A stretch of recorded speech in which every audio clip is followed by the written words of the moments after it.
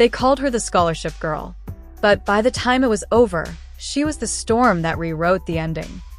"You don't belong here." Those 4 words had followed Eva Sinclair from the moment she first stepped through the towering iron gates of Ashbourne Academy. The school stood like a glass castle on the hill, beautiful, cold, and entirely out of reach for someone like her. Students wore designer uniforms that fit like they were sewn by angels. She wore the same uniform, 2 sizes too big, bought secondhand from a message board online. Ashbourne was where the children of CEOs, movie stars, politicians, and royalty came to prepare for Ivy League futures. Eva? She was the scholarship girl, the charity case, the reminder that not everyone at Ashbourne had a family name that opened doors. She knew she wasn't wanted. She just didn't care. At least, that's what she told herself. It was 7:58 a.m., 2 minutes before the first bell. Eva stood at her locker, jaw clenched as she pulled out a crumpled chemistry notebook. From behind her, giggles echoed, high-pitched, rehearsed, unmistakably cruel. Still using paper? How quaint. Eva turned slowly. Bianca Moreau leaned against a row of lockers with a cruelty sharp enough to cut glass. Her platinum ponytail swayed as she tilted her head, inspecting Eva like a science experiment gone wrong. "Some of us actually study," Eva replied evenly. Bianca's smirk deepened. "Some of us don't have to." The bell rang. Eva walked past without another word, holding her head high even though her stomach was in knots. Lunch was worse. She sat alone in the far corner of the courtyard, surrounded by towering hedges that muffled the laughter of the elite. Her sandwich was soggy. Her phone screen was cracked. Her heart was heavier than it had any right to be. That's when he sat down. Aiden Vale. If Ashbourne was a kingdom, Aiden was its exiled prince. Tall, lean, and dark-haired, he had the kind of presence that made silence feel electric. He rarely spoke. He never smiled. And yet, somehow, his name was always on everyone's lips. "Eva Sinclair," he said, not as a question, but like he already knew her. She blinked. "Do I know you?" "Not yet." She stared. "Why are you sitting here?" "Because I wanted to." People didn't just want to be around Eva. Not unless they were trying to copy her notes or snap a humiliating photo.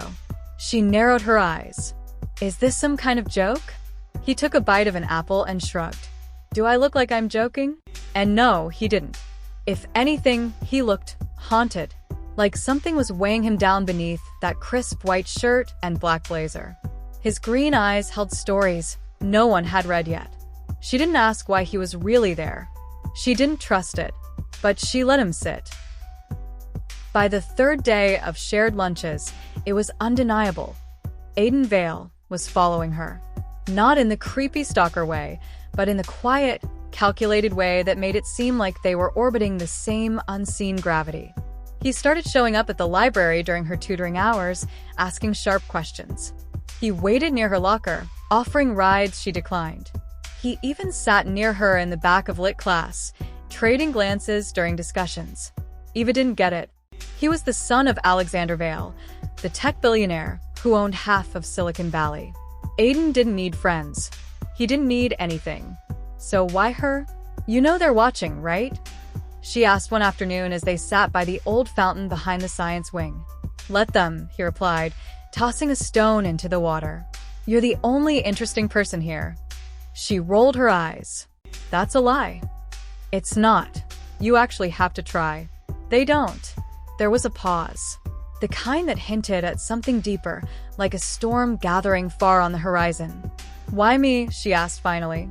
Aiden didn't look at her. "Because you're not fake." She studied him. "And what are you?" He didn't answer. One night, Eva stayed late at school to help the librarian archive some dusty old records. It was nearly dark when she stepped outside, only to find Aiden leaning against his black sports car under the lamplight like something out of a teen drama. "You walk home every day?" he asked. "I like walking." "Even in the dark?" "I'm not scared." He looked at her for a long time. "You should be." That night, she accepted the ride.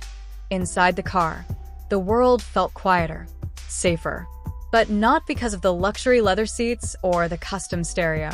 It was the way Aiden looked at her, like she wasn't a project, or a joke, or a mistake. "Do you believe in redemption?" he asked, out of nowhere. Eva frowned. Like, religious redemption? No. Like, being so far gone, you can't fix anything. But trying anyway.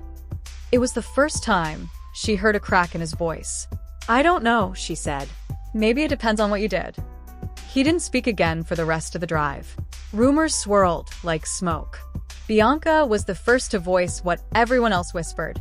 "Careful, Eva," she hissed one morning. "The Vallas don't do charity. If Aiden's sniffing around, there's a reason." Eva tried to ignore it, but the words burrowed into her like splinters. What was Aiden's reason? And why did he always look at her like she reminded him of something he'd lost? Then came the fire. A small one contained to a single lab room, but it was enough to cause chaos. Students evacuated. Sirens wailed. Teachers scrambled. In the confusion, Eva couldn't find Aiden. She called his name once, twice. Then she saw him. Not running, not helping, staring at the flames. Frozen, like he'd been there before. Eva couldn't shake the image. Aiden Vale, standing still while fire danced in his eyes. Not scared, not shocked, but haunted. Like the flames were speaking a language only he understood. The fire was ruled an accident. A chemical reaction gone wrong, they said. No injuries, minimal damage. School resumed the next day like nothing had happened. But Aiden changed. He stopped sitting with her. Stopped showing up outside the library, at her locker, near the fountain. His silence echoed louder than any words he'd spoken. And Eva stupidly, foolishly missed him. Until one evening, she found a folded piece of notebook paper stuffed into her locker. It wasn't signed, but she knew it was from him. "Meet me at midnight. The Vale Estate. Back garden. Tell no one." She should have ignored it. Ashbourne Academy students didn't just show up uninvited to billionaire estates, especially not girls on scholarship. But curiosity had teeth. And her heart, it was already tangled up in something she didn't fully understand. So, under the cover of night, she took the bus as far as it went, then walked the last mile up a long, winding drive until the mansion appeared like something out of a Gothic novel. Black stone, endless windows, quiet as a grave. She crept around the back, heart pounding, where an overgrown garden lay hidden behind high hedges. Statues watched from the shadows. The moonlight painted everything in silver. He was already there. Aiden. Leaning against a wrought iron bench like he hadn't disappeared for days. Like she hadn't been walking around with a pit in her stomach, wondering what she'd done wrong. "You came," he said. "You invited me." He nodded slowly.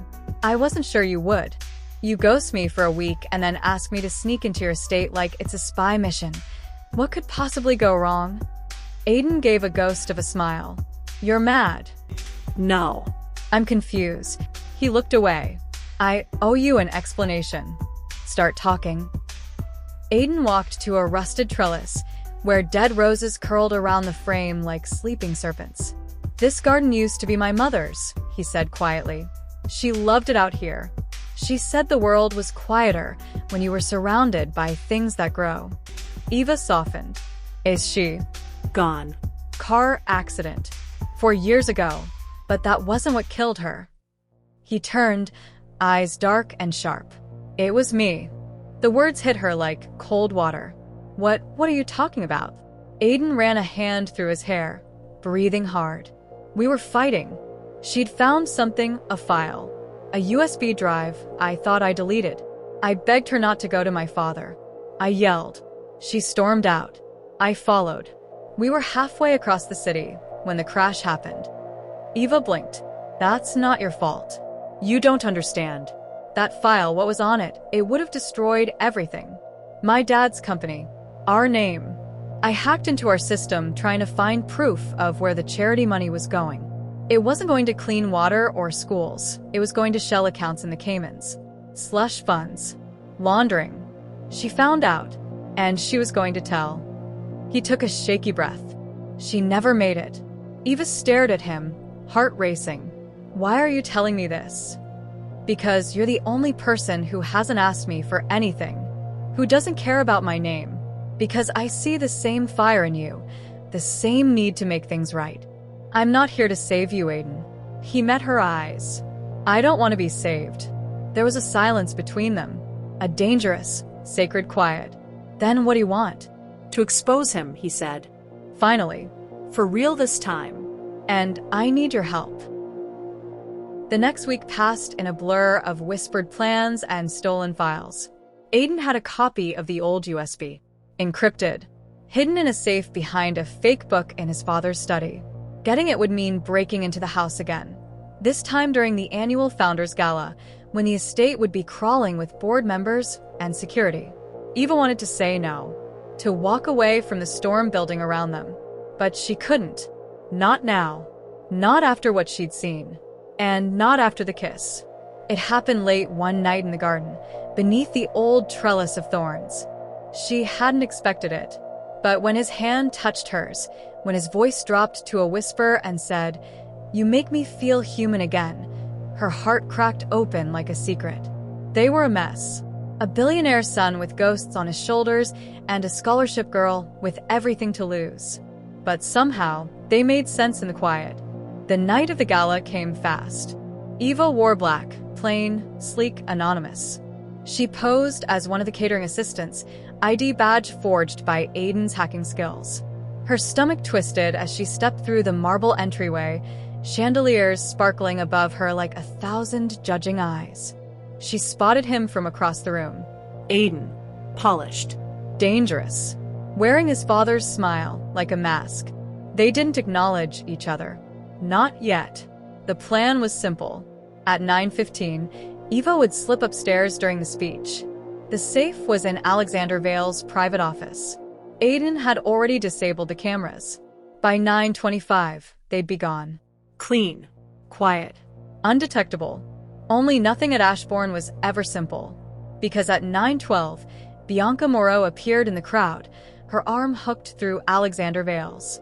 And she was smiling. Bianca Moreau, arm in arm with Alexander Vale, laughed like she belonged. And maybe she did. Her father was a hedge fund giant. She'd been born into luxury and polished by privilege, bred to glide through the elite without ever touching the ground. But tonight, there was something different in her posture. Something sharper in her eyes as they locked onto Eva from across the ballroom. She saw her. Eva quickly turned away, heart hammering in her throat. This wasn't part of the plan. 9:14 p.m. Eva slipped out of the ballroom just as Aiden stepped to the front stage to introduce his father. His voice echoed behind her. Cool, practiced, calculated. You'd never guess the boy holding the mic was about to ruin everything his family had built. She crept through the silent East Wing hallway, clutching a tiny keycard in one hand and a timer in the other. 10 minutes. The door to the study clicked open. Inside, bookshelves, a leather chair, the faint scent of whiskey and expensive secrets. She moved fast, pulling the red-spined book from the third shelf, just as Aiden told her. A panel popped open. Behind it, the safe blinked like a steel heartbeat.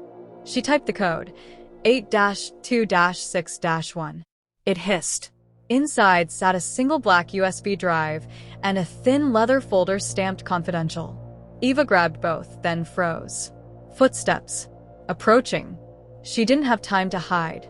She ducked behind the heavy curtains just as the study door opened. Two voices. Alexander Vale and Bianca. I'm telling you, Bianca said, your son is planning something.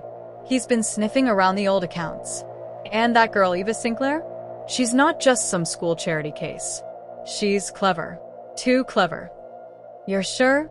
Alexander's voice was smooth, deadly. Check the safe, Bianca said. I told you. He's trying to take you down. The air stilled. Then Alexander crossed the room. Eva held her breath as she watched his hand reach for the bookshelf. He pulled it open. And stopped. The safe was empty. He swore under his breath. You were right, he said. He is turning on me? Then stop him, Bianca said. Whatever it takes. Eva waited until the door shut again before bolting down the back hallway, heart in her mouth. She didn't go through the ballroom. Instead, she slipped through the staff exit and into the cold night air. She ran across the lawn, through the gardens, until she reached the greenhouse where Aiden was supposed to meet her after the speech. But it wasn't Aiden who found her first. It was Alexander Vale. He stepped from the shadows, towering in a dark overcoat, eyes like glass. For a moment, Eva saw the resemblance, the sharp angles of Aiden's face, the same calculating stillness. But where Aiden was conflicted, his father was ice. "You think you're clever, Miss Sinclair?" he said, voice quiet. Eva clutched the USB tighter. "I think your son is brave." Alexander laughed. "He's reckless, just like his mother." He stepped forward. "That file won't see the light of day. You understand that, don't you? I'll bury it, and you, if I have to. This world doesn't run on truth. It runs on control. I don't scare that easily." He tilted his head. "Then let me show you why you should." But before he could take another step, "Let her go." Aiden. He stood behind his father, fury written in every muscle, eyes ablaze. Alexander turned. "So it's true. You betrayed me." "No," Aiden said. "You betrayed everyone. I just stopped pretending it was okay." "You ungrateful little..." Aiden moved fast. Too fast. He shoved Alexander back just enough to give Eva time to slip past them. "Run," he shouted. She didn't need to be told twice. They met again an hour later, hidden in an abandoned train yard near the edge of town. Aiden's knuckles were scraped. Eva's shoes were ruined. The USB was still in her pocket, pressed close like a heartbeat. "I'm sorry," Aiden said. She turned to him. "For what?" "For dragging you into this. For not telling you sooner. For everything." "You didn't drag me," she said softly. "I walked." He looked down. "I never wanted you to get hurt. I never wanted to feel anything again," she whispered. "But then you showed up." There was a silence between them, thick with unspoken words. "What happens now?" she asked. He reached into his coat and handed her a flash drive, a copy of the files, this time encrypted with her name. "You go public," he said. "You leak it. Not me. If it comes from me, they'll bury it. But you, Eva Sinclair, you're the outsider. The one no one saw coming. The girl with nothing to lose." She stared at the drive, and then at him. "You're not coming with me, are you?" Aiden shook his head. "If I go back now, I can stall him. Keep his legal team distracted. I'll buy you time." Her throat tightened. "They'll come after you." "I'm not the one they should be afraid of anymore," he said. The leak went viral in less than 48 hours. An anonymous submission to several journalists, then a full expose from a major news outlet. Embezzlement. Fraud. Tax evasion. Donations rerouted to offshore accounts. The Vale name crumbled like a sandcastle under a wave. Alexander Vale was indicted. Ashbourne Academy descended into scandal. And Eva? She became a storm. She never saw Aiden again. Not in court. Not at school. Not on TV. He disappeared like smoke, gone before the flames could swallow him. Some said he'd fled to Europe. Others claimed he'd turned state's witness and was under protection. A few swore they saw him working under a new name, helping build tech for a nonprofit. Eva never confirmed any of it, because some stories don't end with answers. They end with impact. Years later, standing on stage at a scholarship gala hosted in her honor, Eva Sinclair looked out at a sea of students just like she'd once been, overlooked, underestimated, and on fire with the need to change the world. She spoke into the mic with calm, steady strength. "I used to think belonging meant fitting in," she said. "Now I know it means showing up exactly as you are and daring the world to make room." In the front row, a young girl clutched a beat-up chemistry notebook, wide-eyed. And somewhere, maybe watching, maybe not, Aiden Vale knew she'd rewritten the ending. Not just for herself, But for them. The end.